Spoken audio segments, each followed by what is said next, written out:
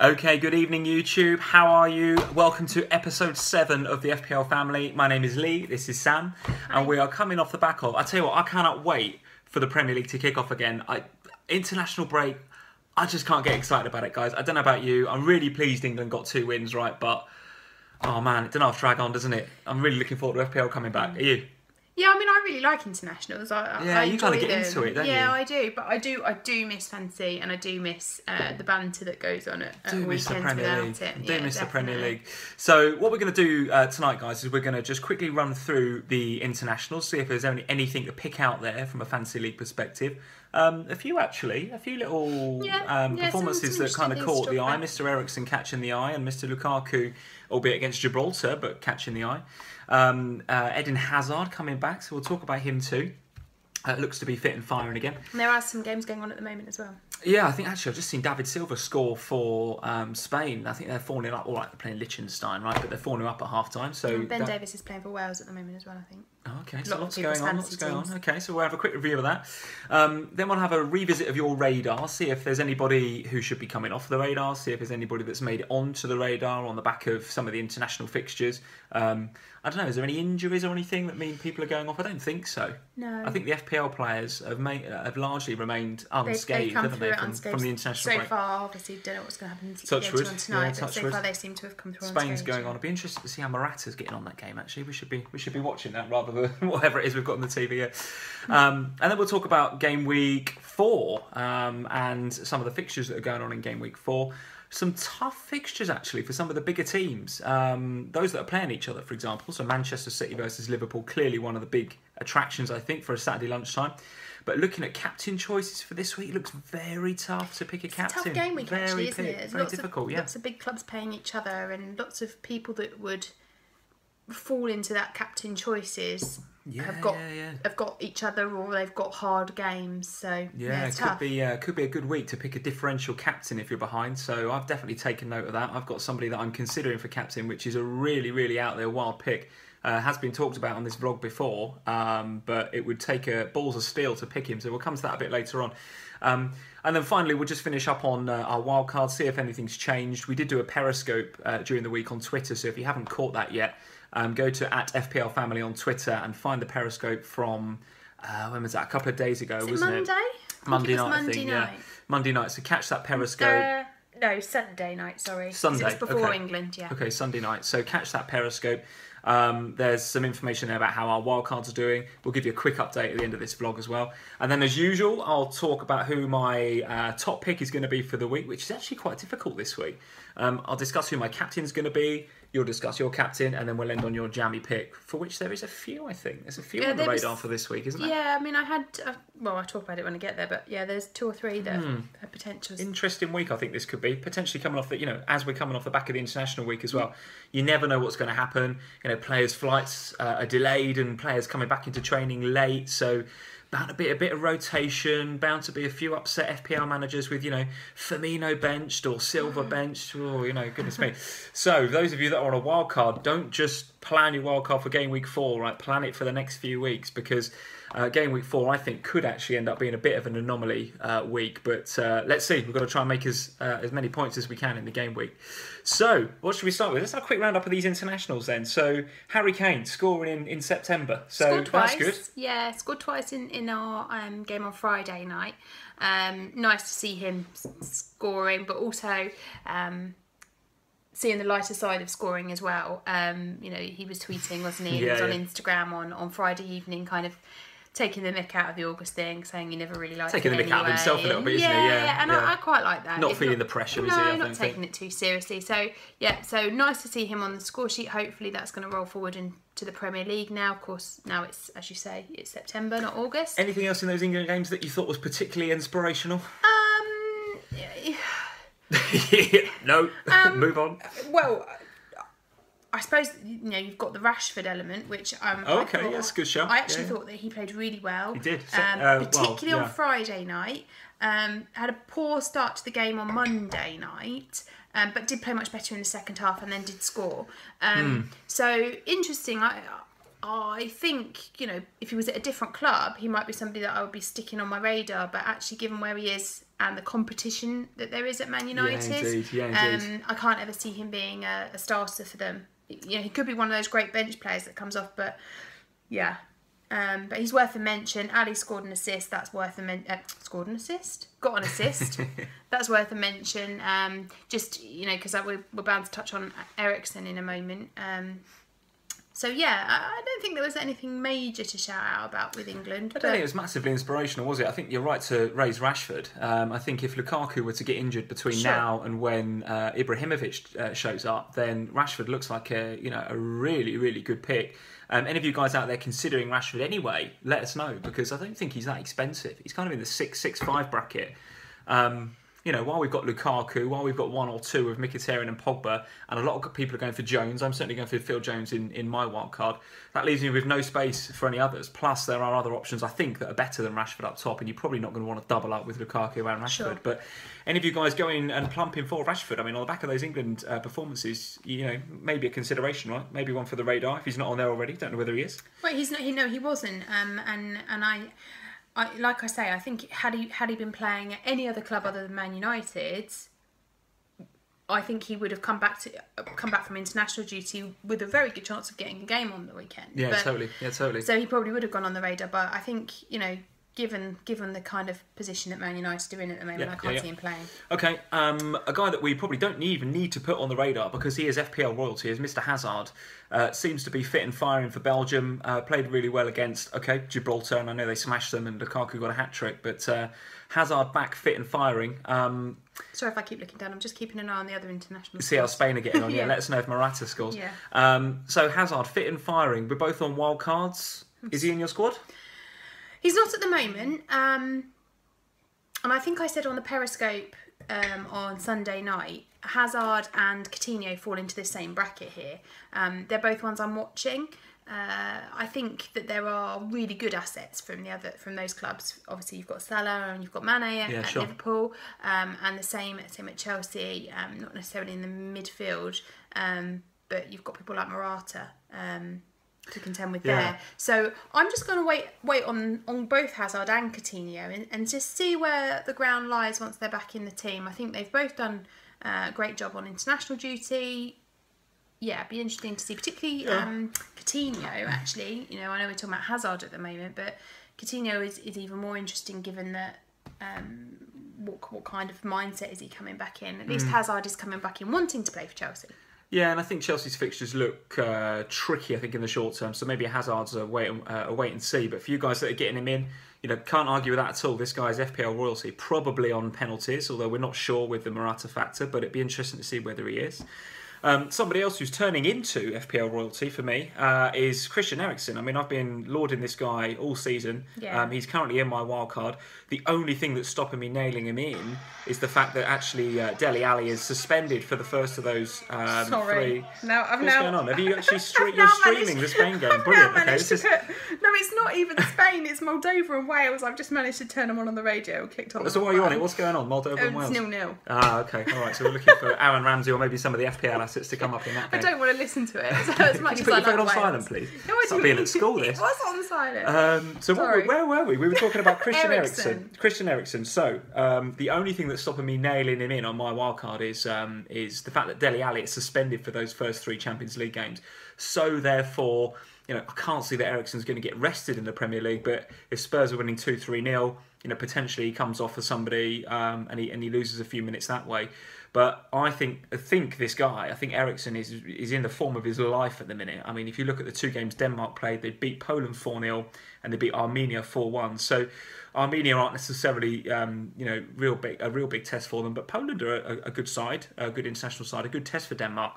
And Eriksen, I think, didn't watch the games, but saw on Twitter and saw the reports, was ripping both of those teams a new one. And you saw the goals. I mean... Oh, didn't he get 3 assists, I think, against Armenia? Or maybe it's against Poland. But, goals and assists, getting into dangerous positions. And if you follow the guys who got the assist on Twitter, I'll find their Twitter handle in a minute, but if you search at GTA_FPL. I think that's the right one, but we can put it on the screen when you edit the video. The guys at Who Got the Assist, Nick and Tom, they wrote an awesome article earlier today about Christian Eriksen versus Alli. I'm not going to talk to you about how they concluded that, because you should go and check them out and follow them and read that article. But they definitely make a very good case for Christian Eriksen being included in our FPL team. So if you've got Alli, feels like a bit of a sideways transfer to go Eriksen, but if you're looking, you're on a wild card, you're looking to choose between one of those two, for me, it's Eriksen right now. Totally agree with you. Totally agree. I'm on Alli, have been since the beginning. I'm sticking because it totally would be a sideways move for me. Ali's not a bad pick, right? Ali's still a very good pick. Plus, also, Ali's now cheaper than Eriksen. Yeah, so is that to consider? Absolutely. Okay. So, yeah. But, yeah, I think you're totally right. Okay. Anything else to come? I think Ozil got a goal and assist first 20 minutes for Germany the other night. So, is he expensive? He's at Arsenal. Ozil on the radar? I don't think so. Not quite at this stage. No. Just because he's Arsenal doesn't have to look so rueful. It's not. It's not just because it's Arsenal. I'm really holding fire. And somebody I know on our Periscope on Sunday was talking about Sanchez as captain, and I'm just really wary of Arsenal at the moment. I think what happened over those transfer deadline couple of days, and listening to, I mean, you've got a love affair with Arsenal Fan TV at the moment, and listening to the reactions on there. I just feel it's really uneasy at the moment. So for me, I'm not putting any money in the Arsenal pot until I know what's going on. It's weird, isn't it? Because before the Liverpool game, you'd have said, all right, well, they beat Leicester 4-3. All right, bad result against Stoke. But had they got a result against Liverpool, maybe the transfer window, might not have felt quite so bad. I don't know. Arsenal fans, tell me what you think. I know they missed out on Lamar, but keeping Sanchez has got to be a positive. Who knows what sort of mood he's in. But if you look earlier in the window, they've got Lacazette, they've got Kolasinac. I don't think it's as bad potentially as Arsenal fans are making out. Home to Bournemouth, had the window gone a bit better for them, had they not just been smashed up 4-0 by Liverpool. Home to Bournemouth, I think we'd all be talking about Lacazette captain. I think we'd all be talking about Sanchez captain. It's the feeling around the club at the moment, isn't it? And I think it's that Wenger element coming back out again, and the anger that surrounds him. And so until particularly Sanchez, until you see how the guy settles back in, given that I think it's quite apparent to everybody that he did want to leave in the transfer window. Yeah. Okay. So Arsenal might be one to avoid and watch. Stick him on the watching and see what happens. Okay. All right. So how's your wildcard team looking? Are you making any changes from the Periscope the other night? So I have done the swap from De Gea to Foster. Save yourself $1 million. Save myself $1 million. Like I was talking about on the Periscope, and I'm not going to repeat myself again, but I just want to free up some money so that the Lukaku element is there if I need it. I was talking on Sunday about my dilemmas with a couple of my cheaper options. So Dunk at the back, Carroll in the midfield, and Mounier up front. I still have made no decisions on those three. I think I've actually decided I'm keeping Dunk. Okay, all right. In my research about my Jammy Picks, which we'll come to later, Dunk actually rates really highly in the ICT stats. He comes 6th. He's actually the highest threat numbers for a defender behind Alonso at Chelsea. Really? Yeah. Second highest threat indicator from a defender. Behind Alonso. Interesting. Okay. Behind Alonso. He must be getting up there, getting those headers on full corners and set pieces, I guess.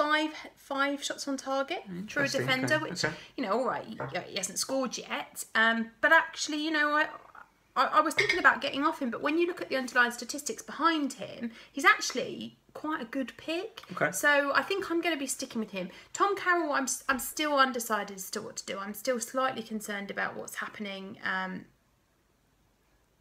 now that Sanchez has arrived. They've got more options, haven't they, in and around that midfield, yeah. And I know that he's only cheap, but I do want a cheapie that's guaranteed to start. Okay. So he may go, and there are a couple of people I'm looking at because I'm saving a little bit of money elsewhere. I'm thinking about, and I'm definitely coming back to this guy when I talk about my Jammy Pick later. I'm thinking about a switch out to Robbie Brady.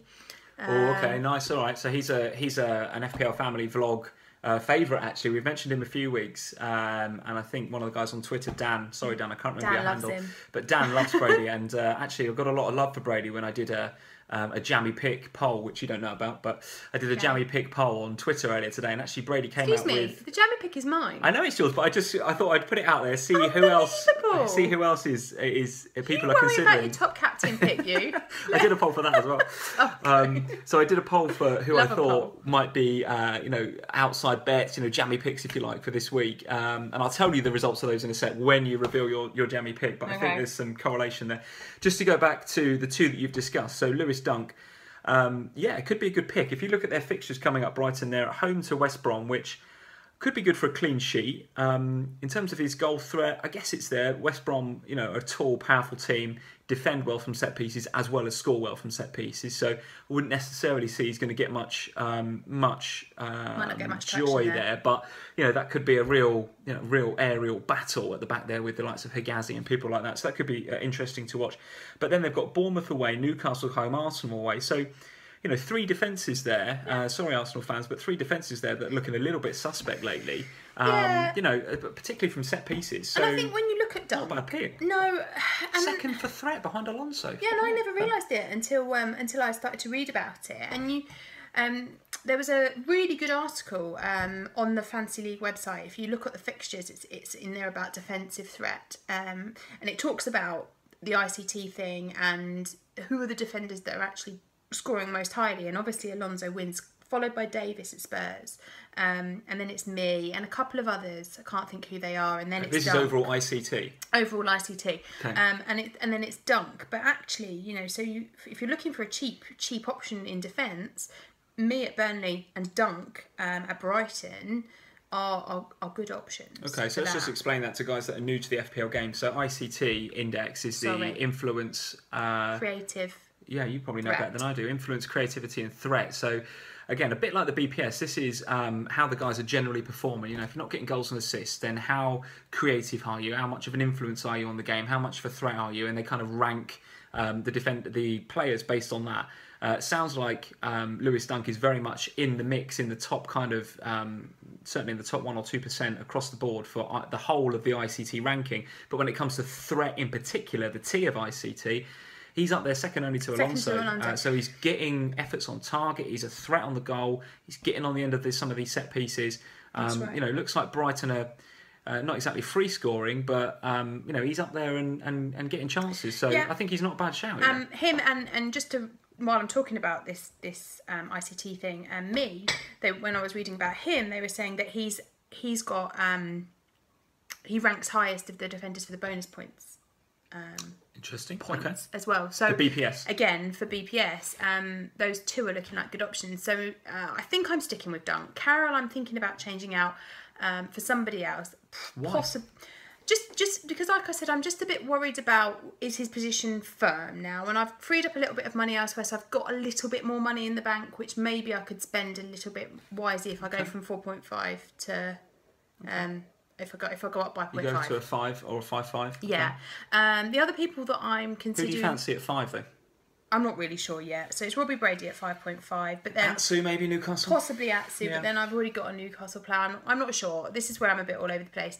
I've also changed JWP for Richarlison. I'm not sure if Richarlison's going to stay. As much as I like him, Watford's fixtures aren't wonderful. They look tricky-ish, I think, don't they? So...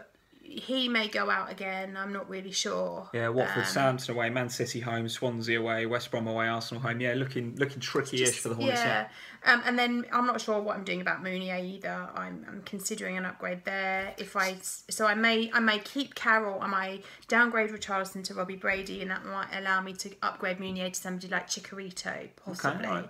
So it sounds like the core of your team is there. You're making a couple of decisions around some of the periphery players. I think there's three players, 2 in the midfield and 1 up front that I'm considering. My back line are nailed in now. My defence, my keepers are nailed in. But cool. And Kane is currently not in my team, but only because he's supposed to go down in value tonight.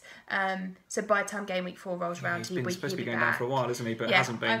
I've currently got Morata in just to save the position because I didn't want to lose team value, and then Kane will definitely be back in before Saturday lunchtime's deadline. Okay, well I certainly think I'm going to be keeping Carroll. I think at 4.5, I think he represents outstanding value. I don't think that he's going to get dropped. If he does, then I think it's an easy move to Ruben Loftus-Cheek when he comes back from injury. Although I think, listening to the Swansea fans on Twitter, listening to some of the commentary on, the radio stations, TalkSport, etc., it feels to me like Renato Sanchez is going to take probably a slightly more of a playmaker kind of role in the middle, maybe a bit more defensive than we think he's going to be. Oh yeah, okay, and actually that some of the commentary and some of the Swansea fans are saying, that could actually free Carroll up to be, far more marauding, if you like, going forward. Not that I would ever put Carroll in the marauding bracket. The player that a lot of the Swansea fans are really interested in, and this is one for your radar, maybe even for your Jammy Pick, is Sam Clucas, who they've just signed. Scored, didn't he? Did he score last game week? But they've only just bought him in, so I'm not sure. I don't think so. Renato Sanchez, I think, is the player that's going to enable the Clucases and the Carrolls of this world to roam a bit more freely in the final third of the pitch. So I think if you're on some of those Swansea players, maybe stick with them. I don't think the fixtures look too bad from what I've seen. Let's see how the Bonnie and Abraham thing works up front, whether he's going to go 2 up front or not, and how that affects the system. So you're right. A lot of question marks over Swansea at the minute. But if I had Carroll in at 4.5, I think I would be keeping him. I think I'd be sticking. No, sorry, he didn't. He just started in the last game. He didn't score. Okay, I knew I read something about him earlier. Okay, and then not much to say on Munio, I don't think. I'm just not sure about him. He may stay. He's just a third. He's a third. Yeah. Okay. So my wildcard is looking pretty nailed on. Like you, I think I've got the core there. Interestingly, you're on Mickey and Alli, aren't you, in the middle? Mkhitaryan and Alli. Alli and Mane. And Mane. So that kind of United, Spurs, Liverpool triumvirate, if you like, in the middle. It seems to be a very popular trio to go for, right? Yeah. Interestingly, I'm actually at the moment thinking Eriksen, Salah, and Pogba. So although I'm on a very similar template to you, I'm picking different players. I'm also thinking of Kane, Firmino, and potentially even Lukaku up front if I can afford it. Again, I've got a bit of a problem with that. I kind of feel like, I've got United, Spurs, Liverpool in the middle, and then United, Spurs, Liverpool up top. But it kind of feels like the wrong thing. And I had this debate on Twitter last night, and a lot of people were saying, forget coverage. Coverage is a myth. You want to cover Man City. Well, how do you do that? Because Pep is so difficult to predict with his starting lineups. You're probably safest with Jesus or with Jesus, but is that even safe? And then you look at Chelsea coverage. Well, if you're going to go Chelsea coverage at the minute, you're probably going to go Hazard, and we're all going to wait to see what he does if he kind of hits the ground running coming back. I personally think he will, so I am considering him for my wild card. But that means getting rid of an Eriksen or a Salah, and I'm not sure I want to do that. Or you're looking at Morata up front, and then you've got to get rid of a Kane or a Lukaku. So. I think I'm getting there, and I think I'm going to go with who I think are the best players rather than trying to cover all the teams. At the minute, I'm not concerned about covering Arsenal. That may come back to bite me because their fixtures do look really good. But I just think I want to see much more stability coming from the Arsenal camp. I want to see that the players are happier. I want to see that Sanchez reintegrates back into that team and starts firing again before I start considering some of those assets. And then at the back, I'm pretty set on Jones, Cedric, Norton, Mbemba, and then one other, probably a 4.5. I actually quite like the sound of Lewis Dunk based on what you just said. I also fancy now that Nathaniel Klein is injured long term for us, so he's not in our Champions League squad, December, right? Isn't he, or something? Well, he's out of our Champions League squad, so he's out for a few months, according to Jurgen Klopp. So that actually opens up the right back spot for either Joe Gomez or Trent Alexander-Arnold. Even as a Liverpool fan, I'm struggling to see who Klopp favours in that position. I think maybe Gomez edges it. But I can see both of them getting some game time. So actually that 4.5 slot and having a Liverpool wing back, I'd really like to fill that with one of those guys. But it's kind of hard to say who. And then on the other side, you've got Andy Robertson, who's come in and done a really, really good job. He's 4.9, so probably not going to go there. But could I go Moreno? After slating him week after week on this vlog, could I go Moreno? He's on my radar. Yeah, I know he's on the radar. I mean, 4-5 for an attacking Liverpool fullback feels like a really good thing. And I know that he played very, very well in the Arsenal game, so Klopp might give him more chances. I still think that Robertson has been bought in for a reason. If Klopp really fancied Moreno, he wouldn't have bought in Robertson. And somebody told me on Twitter during the week, and I should have known this, but I didn't, that Andy Robertson's missus gave birth just before the Arsenal game. So he was excused from that game, would have played, but didn't because of that, and therefore Moreno played, and actually put in the best performance he's played in a while, right? You didn't know. So, so didn't know. He's Andy Robertson baby, right? So Liverpool fullbacks are looking really, really good value. but they are looking difficult to predict from a game time perspective. Plus, it's Liverpool defence, so do you want to go there? Well, you're only going to get on one surely if you think that there's a chance that they're going to be attackingly valuable. Yeah. So that's where I am. I think I'm pretty set on my wild card. That 4.5 spot at the back needs filling. I'm not sweating too much about it. I think there's some options. It's just a case of plumping for one. I like Karen in the middle. I'm sticking with that. I've got my Pogba, Eriksen, Salah. I've got a 5.5 or 6 probably to pick in the middle there. I really like Robbie Brady. Looking at the stats for Robbie Brady, I really like him. I like Moy as well still, so it's probably going to be one of those two guys. I'm not sure on Hesse yet. I think Stoke's fixtures dictate that actually we're going to hold fire there. And then it's Kane, Firmino and one other up front. Depends how much money I've got left, I think. Would love Lukaku, but I think the reality is it's probably going to be a Morata or a Jesus. Depending on how mental I go with my fourth midfielder, it might even end up being a Hernandez, but we'll see. But I think the core is there. Sounds like your core is there too, so I think we're getting there, aren't we? We're getting there. Okay, guys. Well, let us know how you guys are getting on. If you're on a wild card, get onto @FPL Family on Twitter. Get onto @FPL Family on Instagram. Send us your pics of your team. How you getting on? We'll send you our feedback if you want it. If you need it, you probably don't. Let us know if you've got the core locked in. Let us know who you're still making decisions over. Do you want Man City and Chelsea coverage? Do you want Arsenal coverage? Is coverage even a thing? I don't think coverage is a thing anymore. I used to think bit of a myth, maybe. Yeah, I mean, I used to think coverage was a thing, and I think I started this season thinking coverage was a thing, and I think that's why I kept on to KDB for so long. Yes, absolutely. And people put KDP in their Gameweek 1 drafts because it was like, well, we can't second guess Pep, but I must have a Man City player. I agree. It's like, well, really? And now I'm at a stage where I kind of think, no, forget it. I'm just going to pick the players that I think are going to play well. And if I miss out on some points because I haven't got Arsenal in my team or I haven't got Man City in my team, it's fine as long as the players I have got are performing. All right, I like it. All right. Strong words. I like it. Good. All right, so let's get down to business then. Let's look at the game week. As I say, I think there's some really interesting looking fixtures this game week. This is game week 4 in FPL. Like I say, I think there's going to be a lot of rotation. I think players coming back on flights either yesterday or today. Spain are playing right now. So David Silva, for example, let's start with that. Man City versus Liverpool. Is he going to play in that game? It's Saturday lunchtime. It's Saturday lunchtime. So, particularly if you've got people like David Silva who are still playing at the moment, they've got to get back from there wherever they're in Liechtenstein they are. Right. So he's got to get back from Liechtenstein to Man City.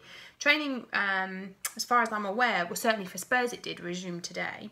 So he's missed today's training with the team because he's still playing. Actually, he's going to probably miss 2 because when's he going to get back from Liechtenstein?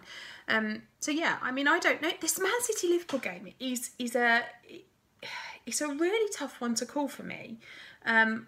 I've obviously, as we've just discussed in my team, I've gone Liverpool. I've got Mane. I've got Firmino, and I think you will score. I think Liverpool will undoubtedly. Looks like we're always going to score right in a minute. I agree. Looks like we'll always concede as well, though. I mean, the City game is generally there's goals, right? I mean, 0-0 now, right? But no, I don't think I can't see it being a low-scoring game. I can see it being a high-scoring draw between you. And I think as a Liverpool fan, I think I would take that going to Man City. We actually got a pretty good record up there, I think. Okay. Aguero's got a good record against us, actually. Will he play? Well, this is it. I mean, given his record, I think he scored in every City-Liverpool game at the Etihad over the last 4 or 5 years. He's bagged a goal. Has he? Yeah, so I think I read that earlier today. So he's got a very good record against us. Sure. The little man, Coutinho's got a very good record against City. Is he going to play? Not sure. So a lot of question marks about some of these players. I'm just looking up the Spain game, by the way. 7-0 up, 80 minutes gone. Morata's got 2 goals, by the way. David Silva with 1, and then a blast from the past. Iago Aspas has scored 2. Remember Iago Aspas? What an absolute player! Picked him up for about 20p from Real Sociedad or something. He was absolute garbage. So Spain 7-0 up. He scored twice. Yeah, well, he's garbage for us. He's been great everywhere else he's gone in his career. He just didn't make it at Liverpool. So I've lost my train of thought. Yeah, so some question marks over some of the players' playing time across all of these games. Are Chelsea going to go with Morata, given that he's just flying back from Liechtenstein, and Man City going to go with Silva? Chelsea haven't got many other options at the moment, though. So. Well, this is it. And I'm actually just having a look on the Sky Sports app now to see who else is playing. So Italy are playing tonight. Anybody in those team lineups from an FPL perspective we'd want to look at? Darmian maybe. Not that he's a massive option. No, not much else going on in the Italy game. So it's Wales, obviously, and Ben Davis. So Wales, yeah. So there's potential to look at those guys. So some question marks. But the City-Liverpool game. So you're going a high-scoring draw. I think so. Yeah, okay. I think so. Okay. I don't think Man City have looked impressive at the back.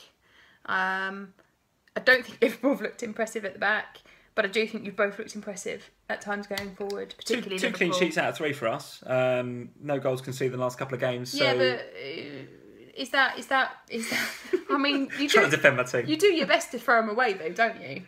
We're always prone to a mistake, aren't we? I mean, even in the Arsenal game, Loris Karius thought a few times that he could actually play football and decided he was going to sort of dribble it past Lacazette and what are you doing, pal? So we are Liverpool are prone to a mistake, no doubt about it. I like to think that we're improving on that, but still, let's get back to the game. City, Liverpool, from an FPL perspective, I think there's goals as well. It's going to frustrate a lot of managers, I think, because I think we're going to be sitting here talking about maybe a 1-1 or a 2-1 or maybe even a 2-2. I think, as long as Firmino and Mane get them, I'll be all right. Well, this is it, and I think you're going to be sitting here with maybe a Salah like me, and Firmino's going to. I've got Firmino, so maybe a Mane's going to score. You're going to be sitting here with a. People will be sitting on Jesus, and actually Aguero will score. I think it's going to be a frustrating game. It's going to divide FPL managers, I think, that game. So we're going to score and draw. I think I'll go with you on that. Next game on the agenda? Arsenal and Bournemouth.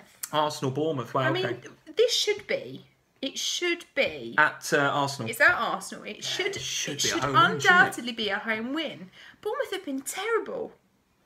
But will it be? They've not looked great. I think, yeah... It's a tough one, isn't it? I mean, teams going to the Emirates now will have got to fancy it, right? They've got to fancy it. Yeah. And, Bournemouth, I think they've scored 1 goal so far this season. It was Charlie Daniels Weldy that he's never going to hit like that again. They look a bit bereft of goals. I can see Arsenal winning it, but I can see them doing it in a very unconvincing fashion, if you know what I mean. I can see that being a 1-0 win with maybe a Xhaka goal or. I don't know. Lacazette might pop up with one. I don't know. For me, I'll be watching that game with interest, looking at the demeanour of the Arsenal players. I'll be looking at how Özil is looking. He's looking great for Germany and looking great on Facebook whenever he comes out and mentions, how he's feeling. But his demeanour on the pitch is still it's a bit Berbatov-esque still, isn't it? It's a bit kind of I'm sulking around. So. We'll see about that, and whether of course, he plays these players as well. Like of course. Because Wenger's known for his strange choices lately. So, and I'm interested to see where he plays Kolasinac as well. Have I said that right again? I always get that name wrong. Kolasinac. It'd be interesting to see where he plays. With Ox not there now, with Oxlade-Chamberlain gone to Liverpool, you've got to assume that Kolasinac is now kind of nailed on for that wing back role. But this is Wenger. Let's see what he does. So I'm going to go home win. I think Arsenal will beat Bournemouth. I think by hook or by crook, they will go there. I think so. Okay, and then the next game on the agenda is Brighton and West Brom, which I actually think could be quite an interesting game, fantasy-wise, because a lot of people have a lot of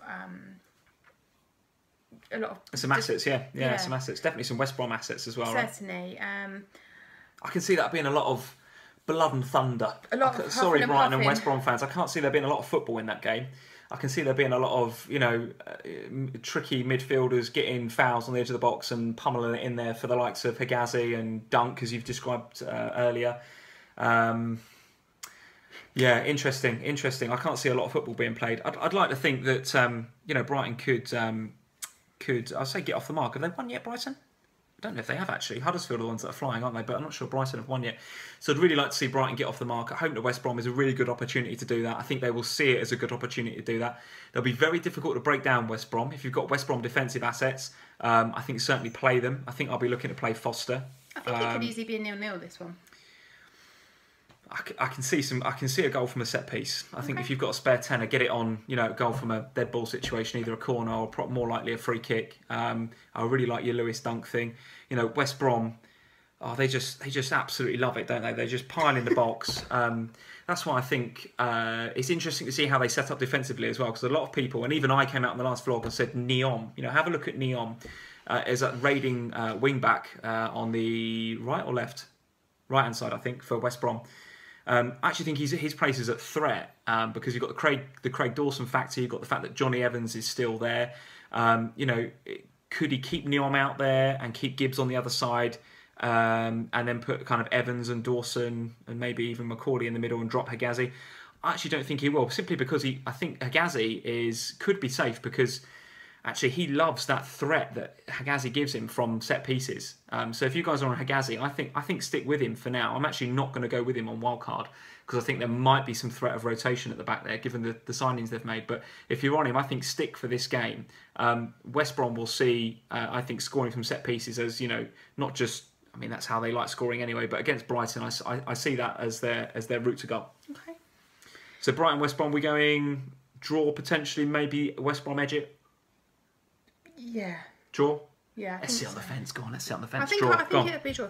Okay, big game next. Everton Spurs. Okay, what do you think? Tough game, I think, for Spurs. I agree. But I also think that we are looking really strong going forward with the likes of Alli and Eriksen putting in crosses and such forth. I can't see that we're not going to score in that game. I think Harry Kane will score in that game. Okay. You heard it here first. Because it's September. Harry Kane will score. And he's not at Wembley, so it's written in the stars. It's written in the stars that he will get his first goal of the season away from home. Okay, all right. Is Pickford fit for that game, do you know? I believe so. Okay, I know he picked up a bit of a knock. I think he might have shaken it off, actually. I think so. For some reason, Gareth Southgate inexplicably wants to still pick Joe Hart in goal for England, so we're not sure about how Pickford's doing. But if he is fit and back for that game, I still think you're going to find Everton hard to break down at home, and they are a good side, Everton. Let's not beat around the bush. Very good. But if any side can break them down, I think you can. I think Spurs can. Do I think Kane will get off the mark? Yeah, I think he will in this game, actually. I think Spurs look far more comfortable away from home at the moment than they do at Wembley. Yeah, I agree. And going up to Goodison, there'll be a good atmosphere up there. Eriksen looking in absolutely red hot form. Everton looking okay, I think, so far. Let's have a look at their form. I'm trying to think about how they've done recently. They played Man City. They've had some tough games, haven't they? They've had a very tough start to the season, actually. That's what we've always said, right from the outset of our vlog. We were talking about how Everton are looking good, but get on them from Gameweek 6, because that's when their fixtures get easier. Yeah, mixed bag. So one drawn and lost so far for Everton, and obviously the loss was last week against City, where they're potentially a bit unlucky. So, the draw was... They drew with City. Didn't they? Who did they lose to? I'd have to look it up. Oh, these international breaks play with your brain, don't they? They do, yeah. So Everton, one draw loss. So mixed bag for them at the minute, but like we say, difficult fixtures for them. So actually, they lost to Chelsea. To Chelsea, all right. So no shame in losing to Chelsea. So home to Spurs, they'll want to kick on now. They'll want to get a win. Will be tough for you to break them down. I think we'll get something out of the game. I think it could be a draw.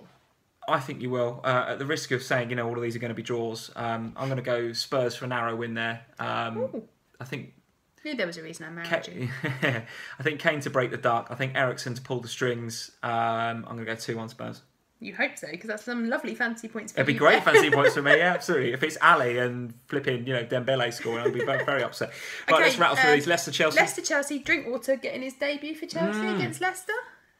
Right, okay, so Kante and Drinkwater in the middle for Chelsea against Leicester. That's an interesting one. Back at the King Power already. Sorry, Leicester fans, I'm banking on a Chelsea victory there. Cool, are you? Okay, interesting. All right, well, I think there's probably more international players coming back from the international break for Chelsea than we don't know. Where's Mahrez? Where is he? Oh, man, yeah, that was so good, wasn't it? That was so good, yeah, just sitting in shoulder goal waiting for somebody to come in for him. Yeah.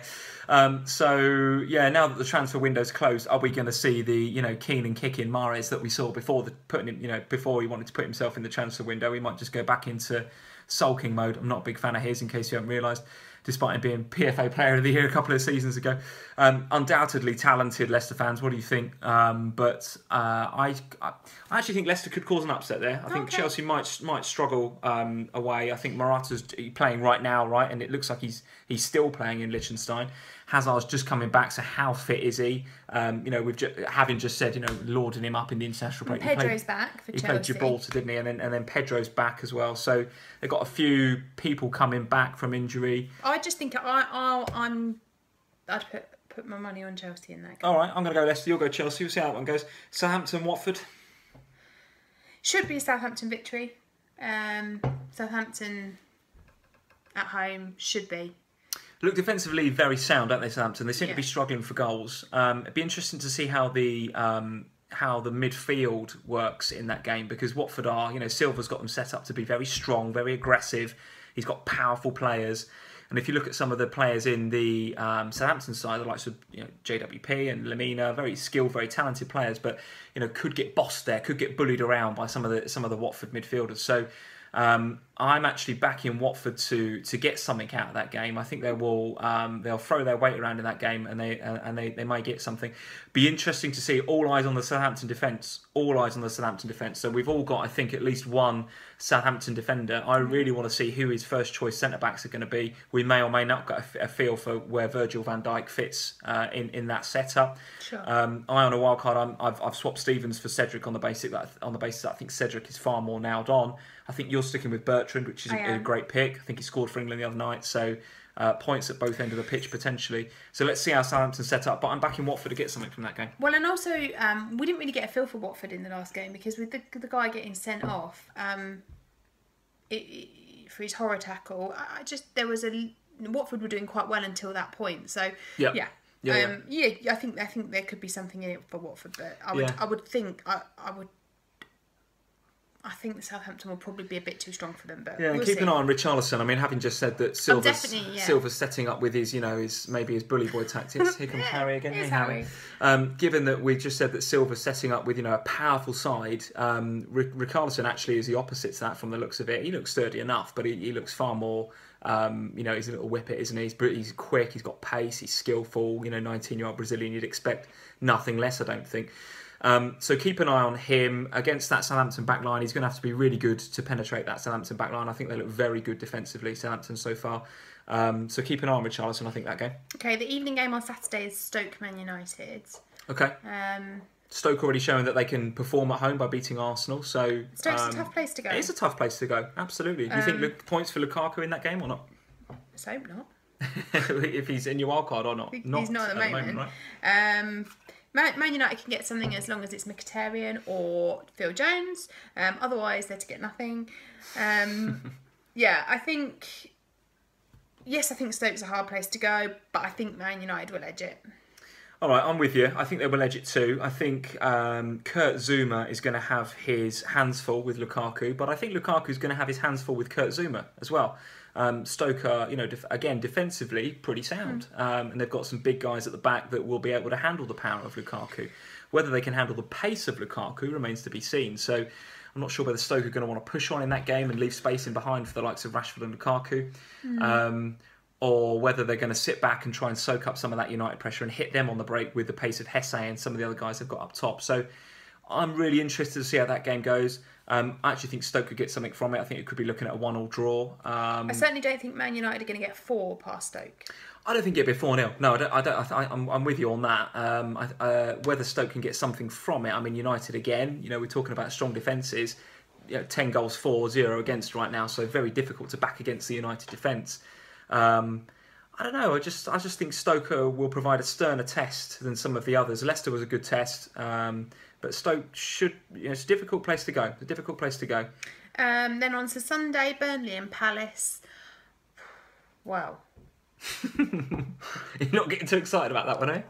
I mean, who's put that on Super Sunday? Is that on the TV? Yes. Oh, wow. We've got Burnley and Palace and Swansea and Newcastle. I mean, really, look at all these other games. Sorry to all the fans of those clubs, by the way. But I mean, can you see Burnley and Palace? They're gonna surprise me now, aren't they? And it's going to be like an 8-goal thriller. But I'll go home win. Burnley to win that. Robbie Brady to pop onto fantasy radars everywhere that game. Sam Vokes potentially, who got mentioned in my poll that I did earlier today as a potential jammy pick. Stealing my jammy pick. So am I stealing your thunder? Right. So yes, I'm going Burnley too. Sorry, Palace fans. Swansea and Newcastle. I'm going Swansea.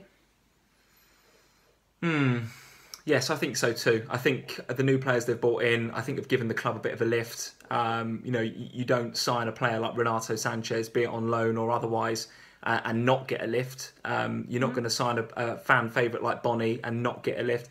I happen to think Bonnie looks a little bit out of shape, actually, looking at him. I think he needs a few games to get going, actually. So I'm not jumping on the Bonnie train just yet. He's definitely one I'm looking at.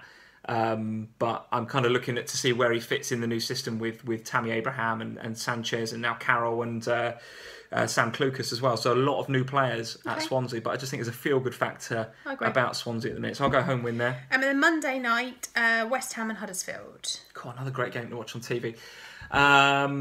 I actually fancy Huddersfield to get something from that game. West Ham, they need to show us something at some stage, don't they? Have Huddersfield conceded a goal yet? I'm not sure they have. I don't think they have.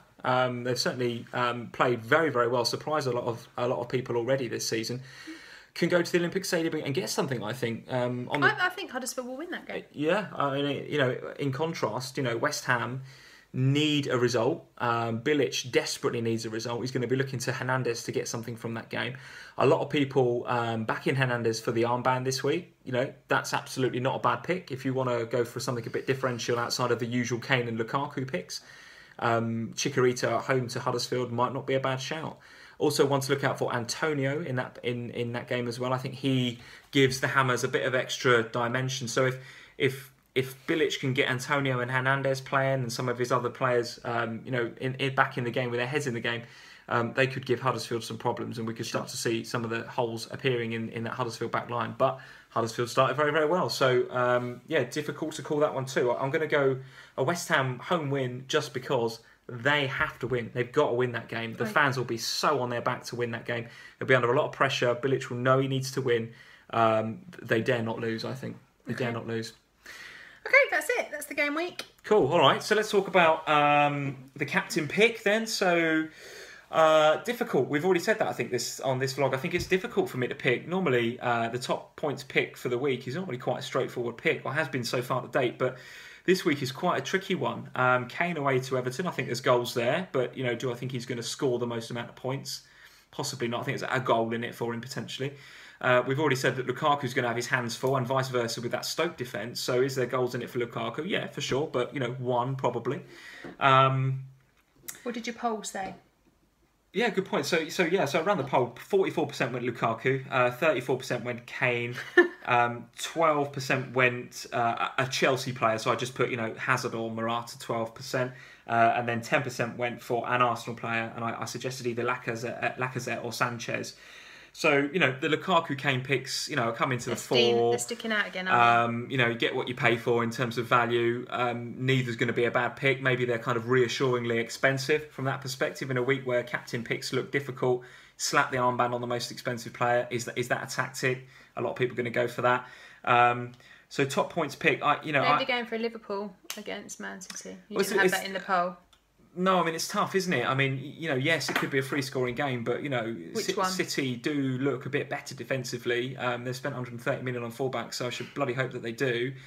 Company being back and fit. Is Walker suspended? Good point. Okay, so Walker is suspended for that game, I think, given that he got sent off, didn't he? So they might have an issue. Well, they're just bringing one of their other 50 million fullbacks, I'm sure. Danilo or somebody else will play. Yeah. I really like the look of Mendy as well, so I'll be looking at him in that game. Equally, Liverpool look free scoring too. So, who's to say, one of their guys is a bad captain pick like a Firmino, who's absolutely raking in the BPS and the bonus points right now, and looks to be on penalties. So, that's not a bad pick either. Now your colours to the mast then. Who? Yes, I've got to pick one, haven't I? I've got to pick one. Okay, let's be boring and go Kane. I think Kane is, he's not at Wembley. He's away from home. Everton will be a stern test, no doubt about it. But if Spurs can score early in that game and Eriksen can create something, then Everton have got to come on to Spurs, and I think that will leave space in behind for the likes, leave even more space for the likes of Eriksen and Kane to profit. So I'm not going for massive points for Kane. I don't think you're going to beat Everton 3 or 4-0. But I'm going to back Kane as my top point scorer. He doesn't seem to be feeling the pressure, the tweets he's put out, the stuff he's saying in interviews, this whole August thing. I think he sees it as much of a nonsense as the rest of us do.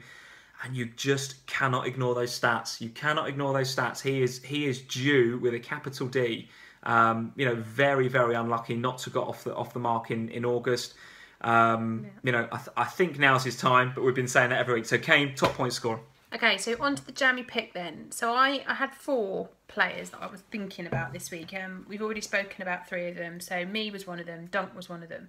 I've kind of ruled them both out based on the fact that they're defenders. They're defenders, and it's boring. And it's a bit boring. And me, I'm not allowed to have it anyway because he's got 8.3 ownership. So they've got to be under highly owned. Yeah. Ben me. And they've got to be under 5 for me to be allowed to have them. Okay. So Dunk I did think about, but it's a bit boring because he's a defender. He's then the 2 I was left with, Knockout at I like that. I like that. Brighton. Yeah. Why Knockout? So last week, I know it was a 0-0 draw against Watford, but had 4 shots, hit the woodwork, and put 8 crosses into the box, was winning over 2/3 of his aerial battles, lots of recoveries. He just looked really strong, and I think that actually changed the way that they played as a team, because it was his first game of the season, so he's looking really strong. They need a spark as well, Brighton. They needed a spark, and when he came on, I think he provided that. Yeah. He certainly was their spark last year in the Championship. He was the one where it all went through. If there was an ICT index for in the Championship last year, I think Knockout would have scored very, very highly. Sure. So now that he's fit, now that he's back, I like that. Yeah, it's not. And bad I think game again at home this week against West Brom, he could be a really, really good asset for your teams. Actually, the one I'm going to go with this week is Robbie Brady. Okay. At 5.5, I think that he is a fantastic asset. He's only owned by 1% of the game. Only 1 assist so far, though, I think. So only 1 assist so far. Not exactly setting the world alight from an FPL points perspective. But he is on set piece duty. He's had more successful crosses than any other midfielder. Okay, interesting stat. Okay. This season so far. And that's against people like, Eriksen. In terms of he's in esteemed company there, isn't he? Yeah. So this week I am going for Robbie Brady. Okay, all right. I like that as a pick. So and I think this week my Jammy Pick might actually be in my team. Oh, you're going to go for Robbie Brady. All right, interesting. So I was looking at the ICT index for Robbie Brady, and actually for creativity, the C in ICT. This guy is right up there. He is, like you say, crosses in the box. Really a very, very creative force in that Burnley side. And again, if you look at the Burnley fixtures, all right, so Crystal Palace at home. So, absolutely right. I think that's some points there potentially for him and for Burnley. They've got to go to Anfield next week. But, teams can score against us. There's no doubt about that. Huddersfield at home, Everton away, West Ham at home. So actually 3 really nice home fixtures coming up, sandwiched between a couple of tricky away fixtures. So could be points on the board for Brady over the next 5 weeks. Yeah. Go on then. So tell me about Twitter. What did they reckon? So the Jammy Picks poll said 53% Brady. And by the way, I suggested 3. And then I put other comment below. So I put Brady as one of my suggestions. Okay. Antonio I put in there as another one. I don't know whether these meet your criteria of under 5% ownership. I'm not sure if they do. I didn't check that. And then Renato Sanchez I put in as well as a possible Jammy pick. I think they both do. I think they do. And then of the others, I think Vokes was mentioned, Klukas was mentioned, and Knockout was mentioned. So, any of those guys could be good picks. The Twitter agrees with you, Brady. Thanks, Twitter. Looks like a very good pick, right? Been mentioned on this vlog before and has not really set the world alight yet, but same as Kane, he's got the underlying stats, he's got the underlying creativity to do something, right? So could be some points for Brady this week. Yeah, I like it. Cool. Okay. All right, I think we're pretty much done. So top pick Kane, Jammy pick Robbie Brady. All right. I'm hoping for a far better game week than I had in game week 3. I'm hoping that my wildcard pays off. Like I say, if you're playing your wildcard, let us know. I'm trying not to just play it for game week 4. I'm trying to look longer term. I'm trying to look at the Bradys, and I'm trying to think about who in that Everton side I might want come game week 6 when the fixtures really do turn in favour of teams like Everton and Chelsea. So tell us how you guys are getting on too. Keep following us, keep liking us, keep subscribing, guys. Thank you for all your support. We mentioned on Periscope the other night that we're over 1,000 followers now. I think we might even be over 1,100 followers on Twitter now. So thank you for your support. It's awesome. So keep retweeting us, keep talking about us, keep sending us your teams. Write all your comments below about your teams and hit that subscribe button. So it's at FPL Family on Twitter, at FPL Family on Instagram. You can get us on either of those media. Yeah. All right. And we'll be back with our vlog actually won't be at the end of the game week because there's a Monday night game, so we'll film on Sunday. So we'll probably come to you with a Periscope as well midweek, just to recap what's gone on with West Ham and Huddersfield. Yeah, could be potential for discussion with Antonio and Hernandez and stuff, and see how Huddersfield's back line does. So keep an eye out for that on Twitter. We'll let you know. Cool. All right, that's it for now. Good night from me. And from me. See you soon. Cheers.